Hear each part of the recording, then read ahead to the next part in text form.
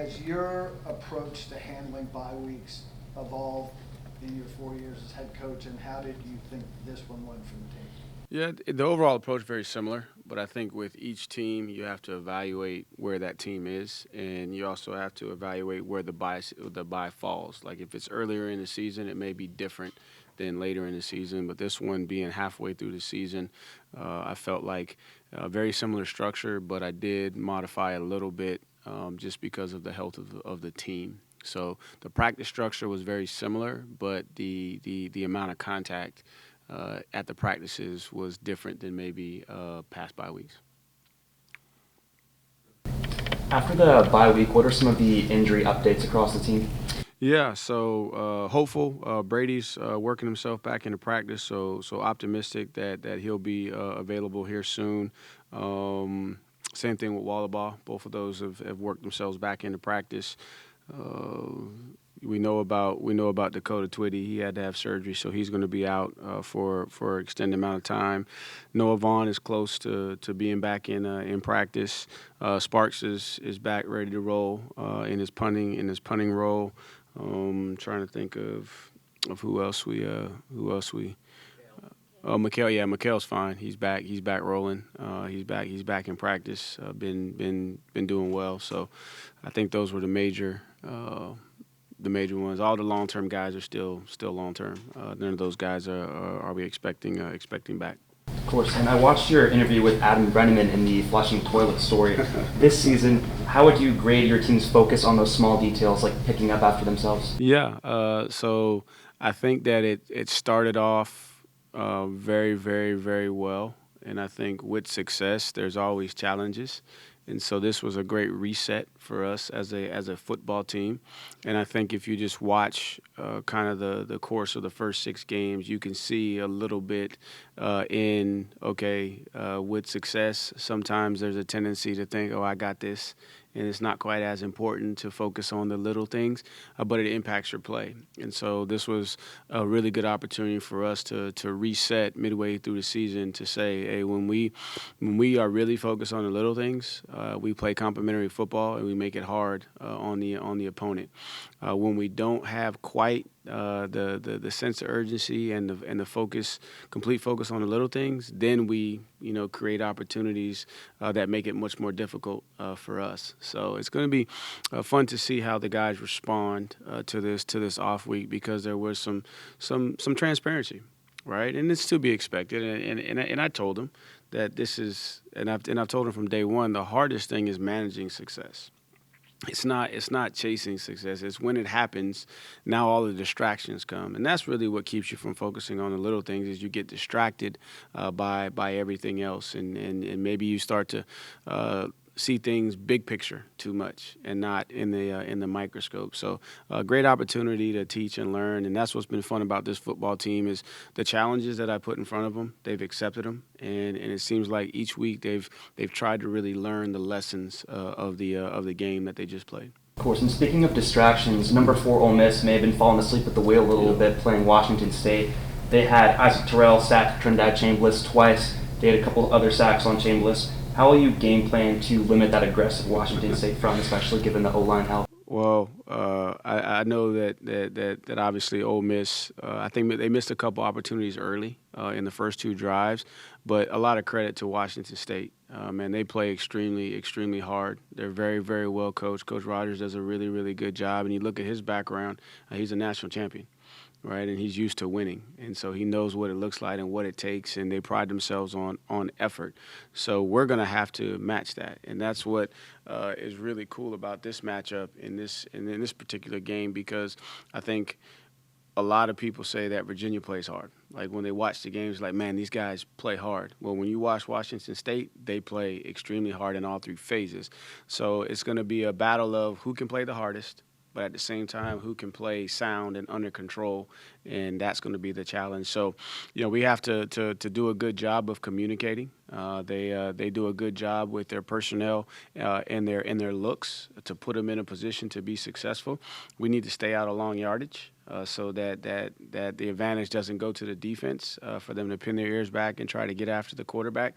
We're going to have to play a very physical brand of football this week. We're going to have to play sound. We can't make mistakes, and we just got to match their energy, if not exceed it. And Jerry? Just on the heels of that, they gave up 59 points in a row 2 weeks in a row. From what you've seen change and click with them, that's a dramatic turnaround. Yeah, I think I'm just speaking from my perspective, my point of view. I think when they changed quarterbacks and they went to number 4, I think he brought just a calming presence, and then they didn't turn the ball over as much. Those games got out of control because of turnovers in field position, but he seems to have calmed them down. He's got a moxie to him. He can run the ball. He can make all the throws. He looks like he just has a swagger that kind of mellowed him out. And defensively, they each week they seem to be getting better and better and better as a unit. So I think it was really the quarterback change from my perspective is what I think's made the difference. And they've gotten better each week as a team. Yeah, just obviously this program hasn't been to a bowl game since 21. You're 1 win away right now. Mm-hmm. Do you kind of lose track of that with everything else that's been going on? You put back-to-back really good wins together, or do you kind of take in what that would mean for this program? Not really. We haven't discussed it. We haven't talked about it because I believe this team has even bigger goals and things that they want to get accomplished. So we're just focusing on going 1-0. To be honest with you, this was a reset halfway through to see kind of where we are. What did we do well? What are areas to improve? How do we make those improvements? And really, is block out that kind of noise, right? Because that's the kind of noise that comes in. And man, it was great to go on the road Friday, right? But everywhere you went, man, people were excited, and it was so awesome to see. Really, it's so cool to see people excited. But man, we're only halfway, and like I tell the guys, the least important thing is a score at halftime. Right, so your record at halfway during the season doesn't matter. It's what you do in November, what you do in December, and you got to separate in October. And so we haven't talked about that. We're not discussing that. We're just trying to figure out how to defend Scott Stadium, right, which has been an objective of this football team and this program to be a better team at home. We're playing a very, very capable and good Power 4 football team that's getting better each week. Like we're not focusing on that. If we take care of what's in front of us, right, each week, then ultimately, I think that we'll get to the end goal. But that's the hard part with the success is everybody starts talking about it, and now you start, you're gazing up in the stars all day long, thinking about, what's it going to be like in Florida? What's it going to be like? But that's where you get distracted, and then you don't take care of what's in front of you. So really just trying to keep everybody grounded, starting with myself, right, and making sure that I'm insulating myself, staying off my phone, just focusing on my job, trying to challenge the staff to do that so it resonates with the players. But big picture, yeah, I know in the back of my mind it's a big deal, but I can't focus on that because I want it to be an even bigger deal at the end, if that makes sense. Maybe before the season you put up on the whiteboard 2025. Mm-hmm.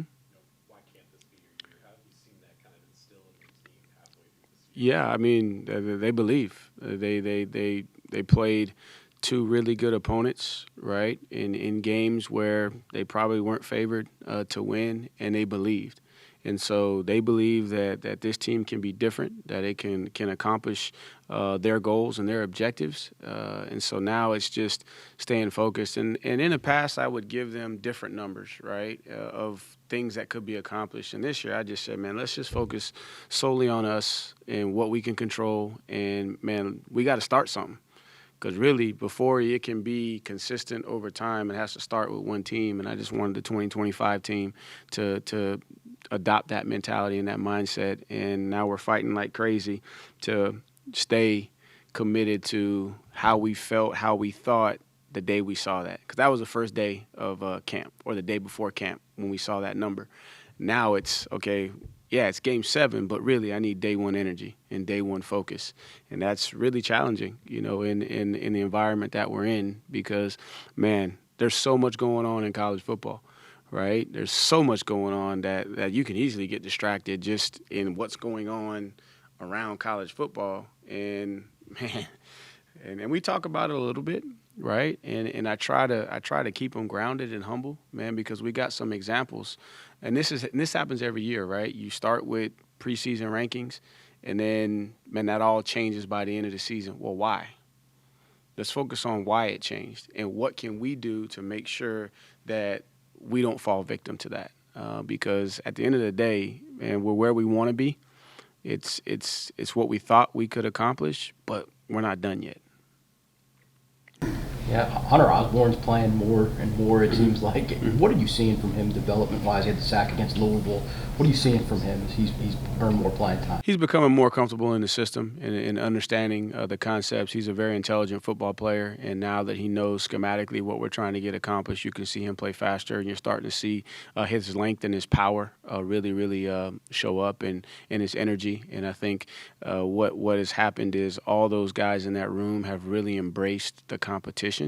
And so he's improving. You know, Ja is Ja. Jason's getting better. Anthony Britton is the best version of himself. So the competition is forcing all those guys to elevate their game. And I'm hopeful down the stretch we're going to see, you know, the impact. And I forgot Jacob Holmes in there too, Goldie. He's playing, you know, at a high level. So I think a combination of understanding, competition, and then with depth, it allows them to play a little bit faster, a little bit longer, because they don't have to carry as many reps each game. He was saying when you were recruiting him, your vision to him, what you were trying to sell him stuck.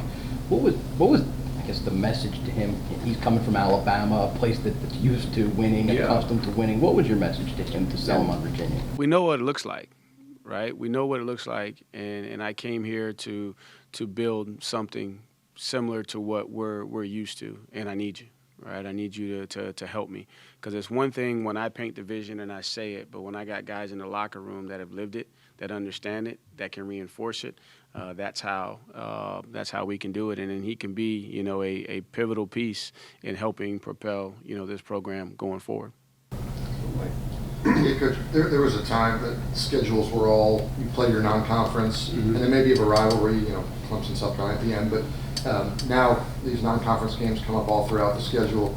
Do you like that? Does it give you more time to get familiar with an unfamiliar opponent? Is it disrupting? How do you look at that time?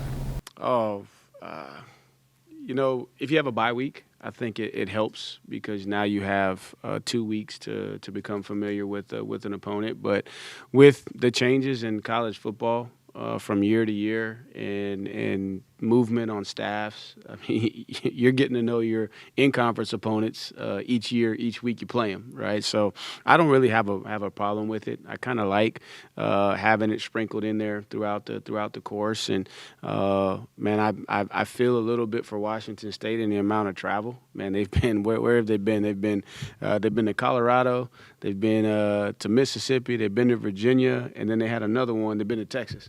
Right, so they've already traveled. Now, I'm not advocating for that kind of travel schedule, but I do like the concept of being able to, you know, play in different spots and have different teams come in. And I know this is the first time that Virginia and Washington State have ever played, but man, it's a cool matchup, and I think it's made college football better, to be honest with you. And it was kind of, I was saying this earlier, but man, I'm watching Southern Cal and Michigan, and it's a conference game, and I have to get used to it. But like, how cool is that you get to see those type of games, even though it's a conference game, but there's some pains associated with it. But I think it's actually good for college football when you're getting to play, you know, different opponents from across the country. On that same topic, teams are bringing in so many people, you're kind of trying to put it all together much faster than you ever had to. Does the bye week, and when it comes, does it allow you to do more install? Are there things you've learned about this group through the first 6 games that now you can say, hey, let's do some of this, let's do some less of this because it's a bye week? Right. So 6 games. Coming 6 games, it's half your season, so it's a good body of work. So now you're more comfortable and familiar with your players that you brought in. You know the strengths and weaknesses, so you can add a little bit more, or you can go back into the install that you put in during fall camp that you may not have been able to pull out. And so really, it comes down to what is the structure and the scheme of the teams that you're playing that you can pull, and then each week you're going to throw a few wrinkles in there, but you only got so much time on the practice field to work on it. But it gives you a little bit of time. But man, each week, and that's why I tell them, each week is a season of its own. To be honest with you, like you got a whole lot that you got to get accomplished and figured out in 1 week, and then as soon as Sunday hits, you got to scrap it and start all over. When you were recruiting, you recruited the guys that had championship pedigrees, that came from schools like St. Thomas Aquinas who are used to winning. And then even on the recruiting front from the portal, you recruited guys that had that championship caliber. Is that helped when you look at that bye week and how they can help the younger guys and just guys who haven't been in that situation kind of handle that success in that bye week? I think it's helped all the way around. I think that's a big reason why we are where we are, because of the leadership that they provide in the locker room. And for the bye week, it definitely helps. But the biggest thing that we focused on was just spending more time together, because that's what happens during fall camp and during the summer. It's just them. Right, we're always together. We're always doing something. Then the season starts, and then you got class, and you got all this stuff going on. That the only time you're really together is the prescribed times that you're in the building. So this off week was really a focus on, man, let's spend some time together, because that's what it's going to take down the stretch, right? And I think those guys can reinforce that when some of the younger guys may say, man, I got a break. I want to go, I want to go hang out a little bit and be a regular person. They can say, well, hey, look, like. No, you need to stay locked in. You need to stay focused, because there's something bigger that we're working towards. So yes, it really, really helps, because it's one thing when Coach Elliott says it, right? But when your teammates can reiterate it, and you've been in tough situations with them to where you have that level of trust, I mean, you're going to follow them blindly. Even though you may not see it, you're going to blindly follow those guys, because it's like with our kids, right? We tell our kids all the time, don't touch the stove, it's hot, and, I bet you if they see their buddy with a Band-Aid on, they're like, okay, I'm not touching the stove, as much as to what mom and dad say. So it helps a lot.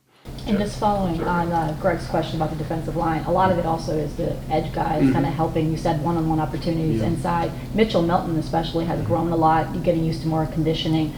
How has it been adjusted with the club, and how frustrating is that with them? I'm not sure the timeline there, but that was a big something for him. Yeah, it was 10 days before the first game, we find out he's got a broken finger, and then we're talking about, man, it may be surgery. I'm like, whoa, it can't be surgery, right? Not on the finger. And I was messing with him. I'm like, look, man, I'm a wideout. I got all kind of swollen fingers. Like, D lineman's supposed to have crooked fingers. We got to play, but he's a tough guy. But I think with the full club, it was a little bit harder for him to be able to use his hand. And now as it's healed, he's able to put a smaller cast that gives him access to his fingers at his position, when you have to be able to use your hands to set edges in the run game and to clear defenders in the pass game with your different moves. So each week, it's getting stronger and stronger, and then there's less protection, which frees him up.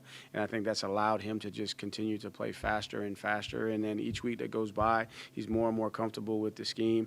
And then you got Rickard on the other side, that now you got two guys that got good speed off the edge, right? Now you got to figure out which way you're going to slide. So now some of those guys are getting more one-on-ones, and you're starting to see Kazim inside a little bit more in our speed package with Goldie. So I think with the depth, it's benefiting everybody, right? Because it's allowing them to stay fresher, right? Play faster, but then also create some more one-on-ones. But the key is being efficient on first and second down, so we can get to those third down passing situations to be able to turn the pass rushers loose. How does Dakota's injury affect rotation at tight end, and who becomes the number 3 option there? Yeah, Young Buck's got to step up.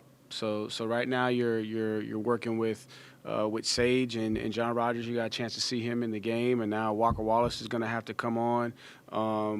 Takai Kirby's going to have to come on, and then Thurber and Zames, they both got to grow up. So it puts us in a situation where we don't have quite the comfort level with the depth that we have, but we got guys that they're going to have to step up. Kind of like Ben York got thrown in when Boldy goes out, and it's like, hey, next man up, you got to be ready. So they're working hard, and the bye week was big for them to get them some valuable reps. But right now it's a combination of who's going to be that third guy with Takai and with Walker Wallace and Thurber and Zames. I know Walker was out there for that final play against Louisville.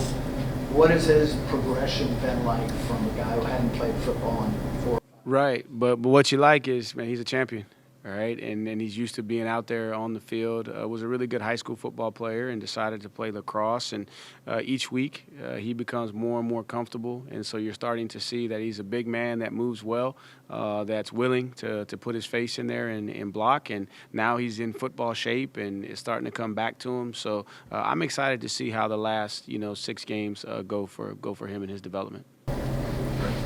You guys hired a new director of player personnel. Mm-hmm. I'm wondering, how has the front office structure just changed and grown since you first took the job to now? It's changed a lot. I think the approach in recruiting is similar but different. Now you have to have more resources because you have a larger pool of individuals between the portal and the high school ranks to evaluate.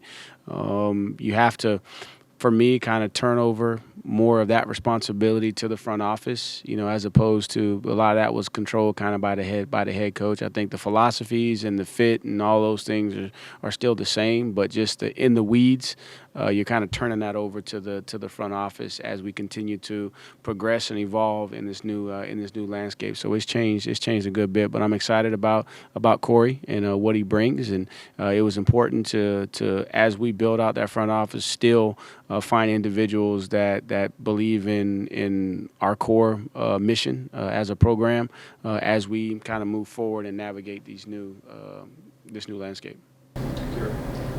You talked about trying to keep guys healthy during the bye week and focusing on kind of being together, but just on the field, what were some of the things that you wanted to hone in on during the bye week? Yeah, so red zone is an area, both offense and defense, improving, continuing to stay efficient on third down. So kind of maybe get a head start on some of the third down stuff. Fundamentals, basics, getting back to the details, pad level, hand placement, communication. Also on the field, trying to get some of the younger guys some experience, some more reps, so that they're better prepared, as we get back to action this week in particular. So those are some of the things that we focused on, and then also being mindful of the amount of contact too, right? Because it's 6 games in, but really we've been going at it for what would that be, about 10 weeks now. And football, you got to practice football to play football, so it can take a wear and tear on your body. You guys have been pretty good in short yardage situations this year. The direct snap to Jamari seems to be working, as evidence at Louisville. Yeah, a lot of people are doing it. So who asked me that question the other day? Who was trying to get the details right? Now I see a lot more people doing that. The word is out, huh? So you see a lot more people kind of direct snapping to the back. But Brosterhouse was kind of your short yardage thing before. He's healthier now. Do y'all think about going back to that? Unfortunately, a little bit of a setback with his foot. So we were hopeful, but then once we got back into action, so he's still a little bit hampered there. So we got to continue to be creative in those situations. I wish it was different where we had that element too, but it doesn't look like we might not have that down the stretch. A couple weeks ago, you mentioned that you would consider about week 7, week 8 permanent season captains. Mm-hmm. Is that something that the team is still considering? And who have you seen step up and become a leader for this team? Yeah. So after game 8, we'll have a team vote like we did at the end of the season in years past, but we'll do it after game 8. And what I've learned as a coach is don't try to put any expectations on it, right? Because there is an element that you don't see. What happens down in the locker room when they vote. So it's going to be interesting to see who the permanent guys are after the. But the guys that we've been counting on that you see stepping up is Sage, Clary, Josie, Mitchell's become more of a voice, which we've needed. You see JT Thomas stepping up. I think there's other guys that quietly lead. Like Jamari's not gonna say anything, but man, he shows up every week for the most part and just does his job. Same thing with X Brown. The guys that I talked about are probably the more vocal leaders. I'm really proud of Monroe Mills. In his situation, man, he's coaching guys every single day. So he's embracing like his role and his opportunity despite being injured. So that's been a fun thing to watch his evolution. I sat him down yesterday. Not to sit him down. I was sitting down on the bench going out to practice. And he walked by. I said, "Monroe, sit down." I said, "You're gonna be a coach one day, aren't you?" And he said, "That's possible." So I think he's enjoying that. But you're starting to hear his voice a little bit more. James Jackson has always been a vocal guy. And then there's other younger guys. Chandler's been great in terms of his leadership. So there's a lot of potential candidates. But at the end of the day, they know a little bit more of what goes on in the locker room than I do. So it'll be interesting to see how it pans out after game 8. Monroe Mills, actually, Noah Josie said that he's like a mini Coach Hef. Would you agree? Very similar. Yep. Coach, and then you just said as you guys are crossing this halfway point, what have you not seen in the first half that you want to see in the second half of your season? Ooh, great question. I want to see. I saw it early, and I want to see it more. Is just one of our items on our plan to win is being special on special teams. I think in the first couple of games, I thought special teams was a big difference in the game, and then the last couple of games, I felt like we just kind of evened out the matchup. And I want to see the special teams really in all areas. Like we're really good on kickoff return, punt. If we tackle a little bit better, then we're probably sitting better in the conference in the rankings.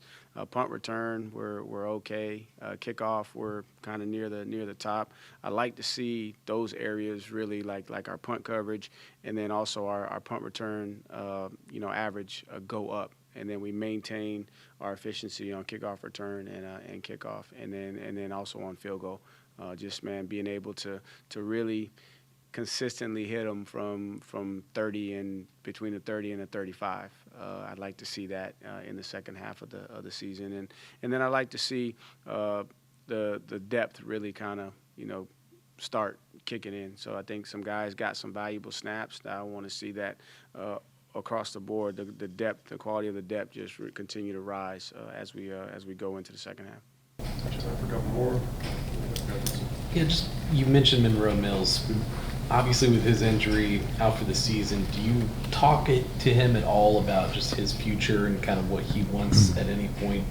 I think there'll start to be some conversations as we get deeper into the season.